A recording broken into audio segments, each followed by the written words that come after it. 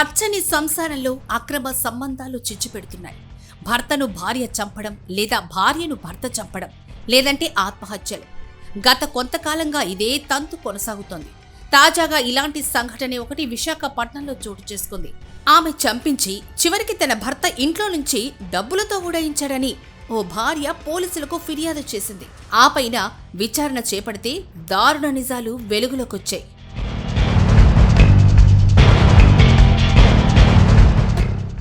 విశాఖపట్నం పరిధిలోని పిఎం పాలెంలో దారుణమైన ఘటన వెలుగులోకొచ్చింది. విజయనగరం జిల్లా గరివిడి ప్రాంతానికి చెందిన నాగరాజు తన భార్య రమ్యతో కలిసి మధురవాడలోని బక్కన్నపాలెం గ్రామంలో నివాసం ఉంటున్నాడు. అయితే మద్యానికి బానిసైన నాగరాజు చీటికి మాటికి భార్యని వేధించేవాడని తెలుస్తోంది. ఈ క్రమంలోనే రమ్యకు కంచరపాలెంకి చెందిన వసంతరావుతో పరిచయం ఏర్పడింది.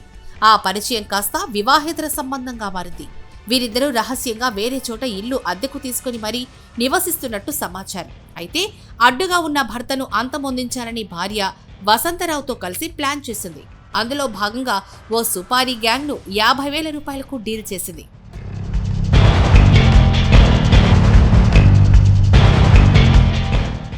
ఇదిలా ఉండగా నాగరాజు డిసెంబర్ 9న ఇంటి నుంచి పని మీద బయటకెళ్లాడు. ఆ తర్వాత తిరిగి ఇంటికే రాలేదు. వారం రోజుల తర్వాత భార్య రమ్య పిఎం పాలెం పోలీసులకు తన భర్త కనిపించడం లేదంటూ ఫిర్యాదు చేసింది. ఇంటి నుంచి బంగారం, వెండి 5,000 రూపాయలు నగదు తీసుకుని వెళ్లిపోయాడని ఫిర్యాదు చేసింది. తొలుత మిస్సింగ్ కేసు కింద నమోదు చేసి ఆచూకీ కనుగొనేందుకు పోలీసులు గాలించారు. చివరికి తిమ్మాపురం సమీపంలో ఓ మృతదేహం లభ్యమైంది. దీనిపై ఆరా తీయగా నాగరాజుదేనని తేలింది. నాగరాజును దారుణంగా హత్య చేసి పెట్రోల్ పోసి కాల్చి పడేశారు. దీంతో చంపింది ఎవరు అనే దానిపై పోలీసులు దృష్టి పెట్టారు. అయితే దర్యాప్తు సాగుతున్న సమయంలో భార్య రమ్యపై సొంత బంధువులకే అనుమానం వచ్చింది. వారు ఆమెపై అనుమానం ఉన్నట్లు పోలీసులకు ఫిర్యాదు చేశారు. చివరికి రమ్య ఫోన్ కాల్స్ పై ఫోకస్ చేశారు. దీంతో అసలు భాగోతం వెలుగులోకొచ్చింది.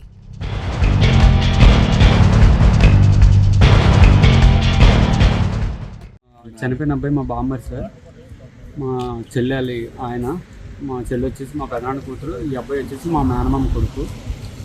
మా చెల్లి మీద డౌట్ వచ్చి మేము సిఐ గారికి కంప్లైంట్ చేసాం. కంప్లైంట్ చేస్తే ఇలాగని చెప్పి చేయలేదు. మా చెల్లి మీద అనుమానం సార్. మా చెల్లి మీద కంప్లైంట్ ఇచ్చాను సిఐ గారు. ఏమని ఇచ్చారు? మా చెల్లి మీద మాకు అనుమానం ఉంది సార్, కొద్దిగా ఎంక్వైరీ చేయండి అని చెప్పేసి. కంచరపాలెంకి చెందిన వసంతరావుతో అక్రమ సంబంధం ఏర్పడిన నేపథ్యంలో తన భర్తను అడ్డు తొలగించుకోవాలని రమ్య భావించింది.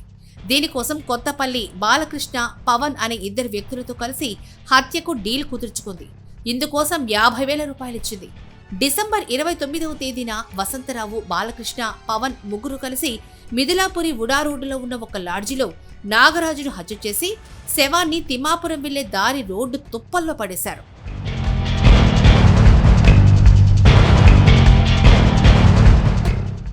జనవరి 7వ తేదీ బుధవారం పోలీసులు ఉదయం 11 గంటల సమయంలో బావికొండ ప్రాంతంలో ఒక మృతదేహాన్ని గుర్తుపట్టలేని విధంగా ఉండడంతో లోతుగా దర్యాప్తు చేసి అది మిస్ అయిన నాగరాజు మృతదేహంగా గుర్తించారు.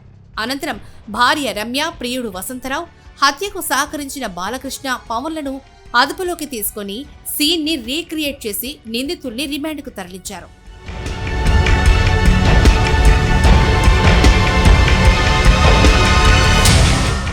రమ్య నాకు లేడీ వచ్చి తన భర్త నాగరాజు కనిపించట్లేదని ఒక ఫిర్యాదు ఇవ్వడం జరిగింది. దాని మీద మేము మిస్సింగ్ కేసు నమోదు చేసాం. ఆ మిస్సింగ్ కేసు నమోదు చేసిన తర్వాత మా దర్యాప్తులో కొన్ని అనుమానాలు మాకు వ్యక్తమయ్యాయి. అనుమానాల మీద మేము విచారించగా ఎవరైతే ఈ రమ్య అని ఆవిడ ఉన్నారో ఆవిడ నాగరాజు అనే వ్యక్తితో కొంచెం సన్నిహితంగా ఉంటుందని తెలిసింది. ఈ మధ్యకాలంలో వీళ్ళిద్దరూ వేరే ఇల్లు తీసుకొని బక్కనపాలెంలో ఉంటున్నారని కూడా మా దృష్టికి వచ్చింది. దాన్ని దృష్టిలో పెట్టుకుని మేము దర్యాప్తు చేస్తే వీళ్ళిద్దరు కూడా ఏం చెప్పారంటే తన భర్తని ఇంకో ఇద్దరిని తీసుకొచ్చి ఒక 50,000 రూపాయలు డబ్బులు ఇచ్చి చంపించడం జరిగిందని మా దర్యాప్తులో తెలిసింది. ప్రస్తుతానికి నలుగురిని మేము అదుపులో తీసుకున్నామండి. వాళ్ళందరూ కోర్టుకు తరలిస్తాం.